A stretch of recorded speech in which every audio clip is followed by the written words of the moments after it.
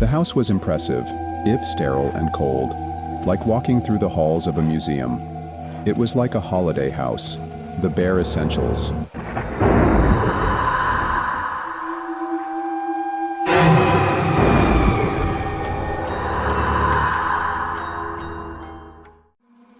Welcome horror buffs to your ultimate destination for a heavy dose of bone-chilling encounters that will make your heart race and skin crawl uncontrollably.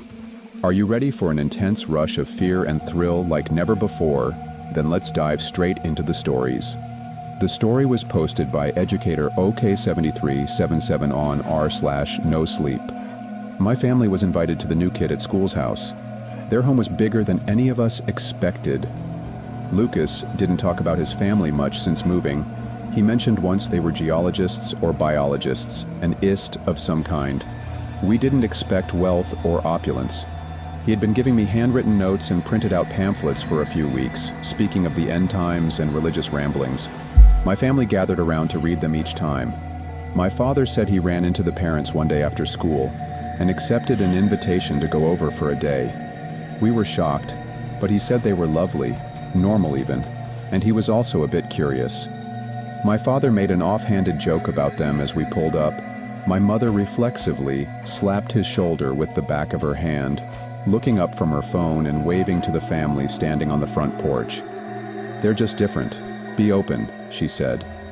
Trotting down the front stairs towards us, Ms. Collier pulled me into a hug so tight I thought my head would pop off. I didn't hear her first name. Ms. Collier it was. His father, Mr. Collier, was the opposite. He waved loosely from the porch. He might not have even waved. Just watched from the doorway before retreating back inside. Ms. Collier brushed it off. "He's just quiet," she stressed. My mother said something about how much of a hike to school it must be for them, living this far out. The house was impressive, if sterile and cold, like walking through the halls of a museum. It was like a holiday house, the bare essentials. Their lives seemed as empty as the home, not talking about themselves or their work much. I could tell this was going to be a one and done with this family. My parents went off with the Colliers to see the house, leaving my sister and I standing silently with Lucas. She scurried off, setting up on a couch somewhere with her headphones in. Lucas and I stood in the silence for a moment too long. He didn't say anything but gestured for me to follow him. Passing a row of framed portraits above the fireplace, I asked who they were. He ignored me till I asked again, a bit louder. He said he didn't know. I couldn't wait to leave. I couldn't imagine what this boy did outside of school. I tried hard to picture him having fun with his family, playing video games, sneaking a cigarette. I couldn't. Just a void. Just alone in a void until required to go out in the world. In his bedroom being a stretch, kept with the rest of the house, there were no pictures or toys or anything showing a young boy lived here. He said they hadn't gotten around to unpacking all his things since the move. I had a hard time believing him. Still early in the day, I watched in relative silence alongside my sister and Lucas as our parents drilled through every interest of theirs to try and find common ground. My parents owned a fish and chip shop off the beach. Neither were prepared to connect with two scientists and their beliefs. Miss Collier poured a round of drinks, to loosen everyone up maybe, and put the glass bottle back into the oddly empty fridge. She brought my sister and me a glass. She told us she didn't mind and wouldn't tell our parents. My sister downed the glass straight away. I followed her lead. Over the day, Ms. Collier fed us glass after glass, as I dodged any interaction with her son. Later I stumbled, breaking a glass. My mother joked that I'd had too much. Did she know? It felt like a joke. I got a brief moment with my parents, huddling to talk. My dad joked, mentioning he was going on a hunt to figure out who these people were, joking about a dungeon or something. Fading in and out of focus, sipping at my glass, I watched Mr. Collier lectured incessantly as Ms. Collier chimed in from time to time in an attempt to simplify him. Even in my state, my mind wandering off out of the room again and again, I could pick the strain and awkwardness on my parents' faces, nodding away. Mr. Collier began to get boisterous, louder, getting onto his feet again and again. I watched him trip, landing a heavy hand on my father's chair to steady himself, but bringing both to the ground. My father's wrist was tangled under the chair leg, twisted at a grotesque angle. We all crowded around, looking between each other, unsure what to do. My father assured everyone he was fine, but Mr. Collier eventually convinced everyone he would drive my father to the hospital. He was sober and had been since the 90s, he bragged. We spent the afternoon by the pool, a bit shocked and a bit drunk. I took my phone out to take a photo of the mountain range. Through the house, I could see my mother and Miss Collier floating between rooms, looking like they were almost yelling. They could be laughing maybe, hands flying about. Before I could press the button, I was underwater. It took a few moments to get myself up for air, the alcohol tearing away my coordination. Wiping my eyes, I saw Lucas standing at the edge. This asshole had shoulder charged me into the pool.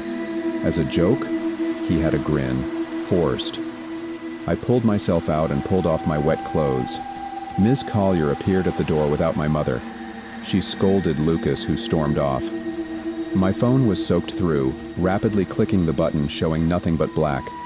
Ms. Collier was chuckling, downplaying the situation. She asked my sister to help her find some towels, while I pulled myself up out of the water. The sun felt sharper, hotter than before. I hadn't eaten or drank water in hours, my guts feeling twisted in a knot. I waddled on wet, shaky legs towards the house, the back door drifting to the corners of my vision again and again. Behind some empty containers in the pantry, I found a small bag of rice. I took a small tub, filled it with rice, and threw my phone in. The house was quiet. I held the tub under my arm. Standing still, I focused as hard as I could to still my heart. I tiptoed around the house, steadying myself against the cool walls. I remember wandering towards Lucas's bedroom. I found him with head in his hands. I chuckled. Why did I do that? I was still buzzed, cupping my hand over my mouth. He looked up, eyes red. I dropped down on his bed. We talked for a bit. He talked to me for a bit, and I tried as hard as I could to keep both my eyes open and blinking together. I took in every couple of words, but I could see he was serious. Without me realizing, he was standing up, next to the bed, looked down at me. He asked if I believed. I threw up in my mouth a bit, the acid stinging my throat. Believe what? He had been talking about the notes he had been giving me for weeks. I laughed, still a bit buzzed, accidentally telling him how we read and joked about them around the dinner table. I had to believe, he said. I was getting hot. I could feel my face getting red. He lunged forward and grabbed my shirt, pulling me up off the bed. Spit flying in my face, he was yelling at me now that I was chosen, and I would see. His words floating in my head, mixing with the alcohol, blurring it all together. I chuckled again. I didn't believe what was happening. This must be another terrible joke of his. He lunged at me again. The sober part of my brain, wherever it was working away, yanked the digital clock up off the side table, across the side of his head, ripping the power cord out of the wall. He went down, mostly from the shock. As he steadied himself on his forearm, I threw the clock at him hard. I always played wicketkeeper in cricket because my aim throwing was bad, sometimes dangerous. I had nailed it this time, the corner of the clock striking his forehead clean, sending him flying back to the ground, a spatter of blood fountaining up and across the white bedroom wall. I leapt over him, landing unsteady but upright and out of the room, slamming the door behind me. I found Mr. Collier in the cupboard, feet sticking out of the doorway.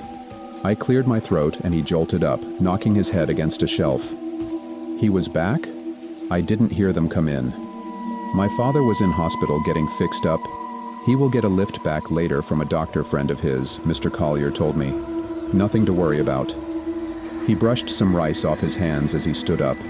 He said my mother was having a laydown, just a rest before dinner. He asked, where Lucas was.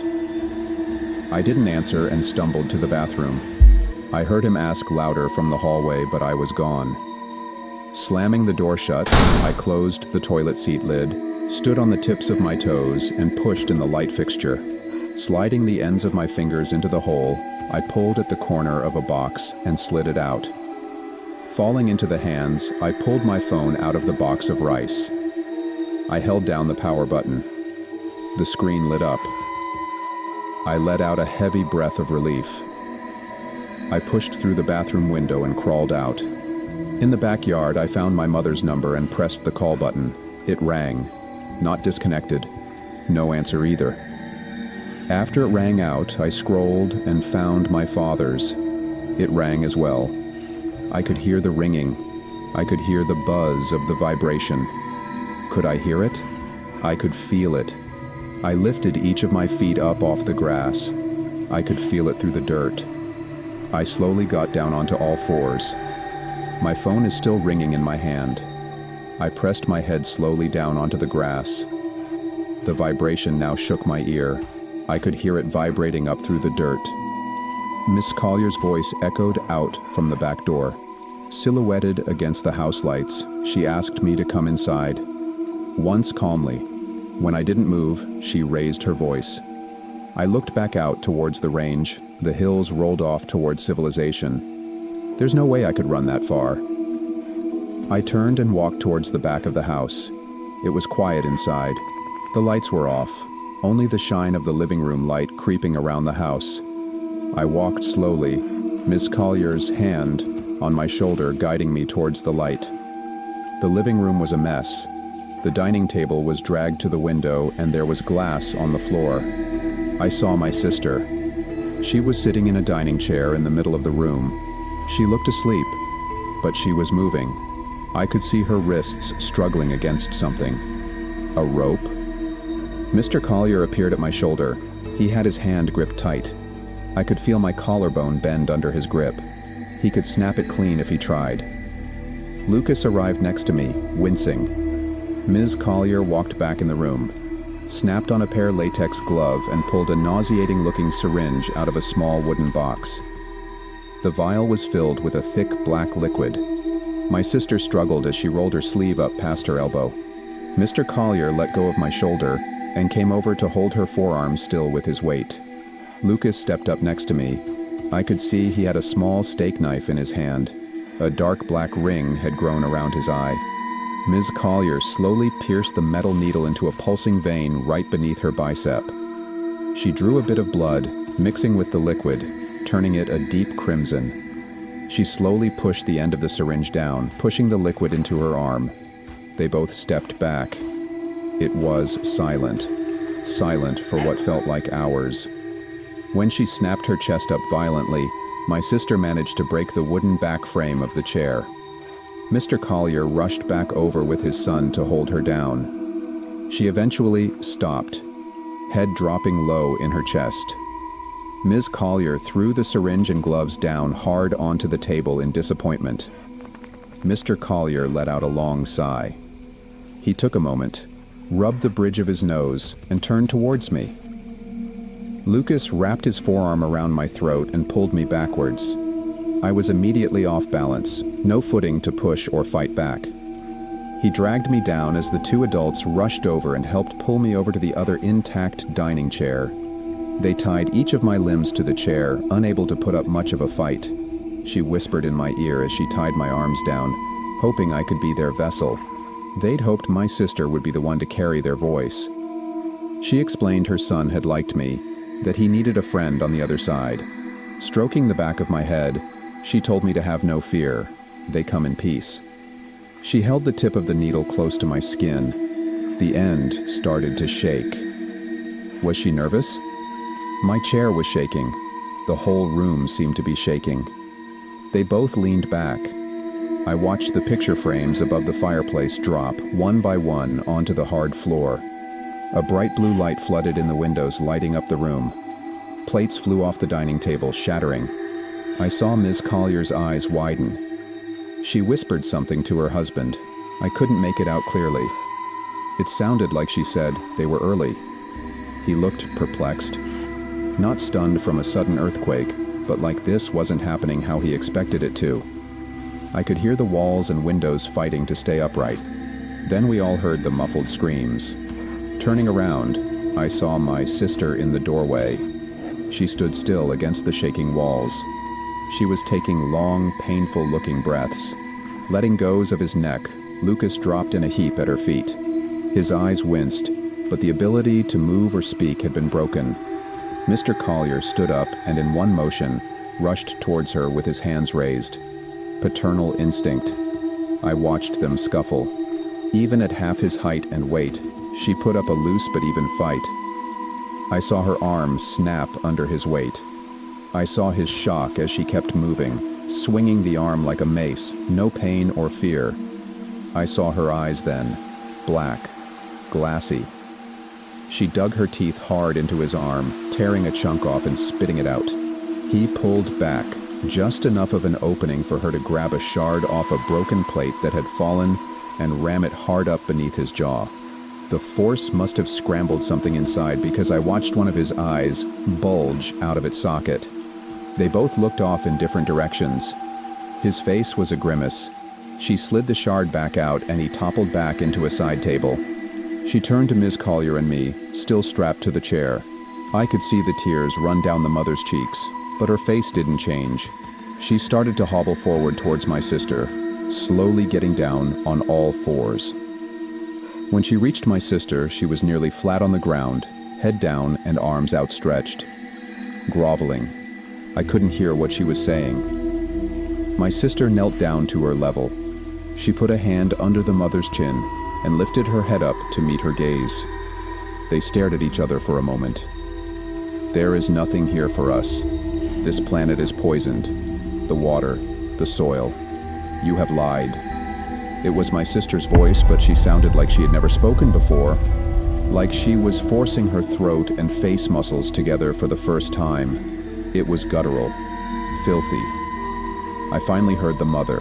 I could hear her pleading about something, saying she could fix it, that she believed. My sister had her hand wrapped around her throat now, tightening. Over the struggling breaths, I could hear Miss Collier clearer. Apologizing had turned to begging. Eventually, she stopped. I heard a crack, like stepping on a branch. The mother dropped down, back into her groveling heap. Standing up, my sister looked at me again. She slowly walked over. Leaning down, I saw into her eyes. Nothing. All I saw was myself, staring back. I finally saw how I looked. I have never seen that face before. I looked empty, drained of all fear. She placed the point of the plate shard against my neck. Slowly, she dragged it down my neck, over my shoulder, and down my arm. Without taking her eyes off me, she slid the shard under the restraint and cut them open. She dropped the shard. Staring at me, the black of her eyes faded. It wasn't my sister's eyes looking back. No blue or green. Just a wash of gray. She wasn't there, nothing was there. She stood upright, her legs gave way, and she crashed backwards onto the ground. Pulling myself out of the chair, feeling full of cement, I rubbed my wrists and looked around. I stumbled to the front door. Beyond the trees, I could see a pair of headlights coming towards the house. I sat down on the front steps and closed my eyes. If you enjoyed these stories, don't forget to give this video a thumbs up and subscribe to my channel for more thrilling horror stories like these. Also, share your thoughts on the story in the comment section below. If you want me to feature your own story on this channel, you are most welcome. Send your story to the email provided in the description below.